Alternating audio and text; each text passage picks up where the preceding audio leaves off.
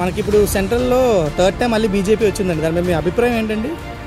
Yeah, BJP రావడం అనేది చాలా ప్లస్ అండి మనకైతే, స్టేట్కైనా మన సెంట్రల్కైనా. ఎందుకంటే ఓన్లీ మనకి బీజేపీ పార్టీ అనేది బాగా చేస్తున్నారు.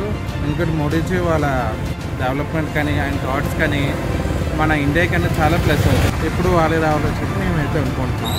అండ్ నెక్స్ట్ మన స్టేట్ ఎలక్షన్స్లో కూడా కూటమి ప్లస్ బీజేపీ రెండు కలిపి వచ్చే, దాని మీద మీ అభిప్రాయం ఏంటండి? యా, దానిపై నా అభిప్రాయం ఏంటంటే పాజిటివ్ థాట్ అండి. ఎందుకంటే మనకి సెంటర్లో ఇప్పుడు సెంట్రల్ సపోర్ట్ అనేది మనకు కావాలి, ఏ పార్టీ అయితే ఉందని. సో మన స్టేట్ కూడా వాళ్ళ పార్టీ సపోర్ట్ ఉంటుంది. మనకి ఏమైనా ఫండ్స్ రావాలన్నా, ఏమైనా డెవలప్మెంట్ చేయాలన్నా ఖచ్చితంగా వాళ్ళు అనేది మనల్ని చూస్తారు. డెవలప్మెంట్ ఉంటుంది. స్టీల్ ప్లాంట్ ప్రైవేటైజేషన్ మీద మొన్న మన సెంట్రల్ స్టీల్ మినిస్టర్ కుమారస్వామి గారు వచ్చి ప్రైవేటైజేషన్ అవ్వట్లేదు అని మోడీ గారు చెప్పారు, ఇది అందుకే మీకు నేను చెప్తున్నాను అని చెప్పి అన్నారు. అంటే ఆయన ఒక స్టేట్మెంట్ ఇచ్చారు, ఆ స్టేట్మెంట్ మీ అభిప్రాయం?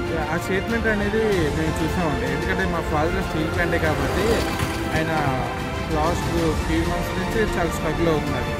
అంటే మేము ఇప్పుడు ధర్నాలు అవి చాలా చేయడం జరిగింది.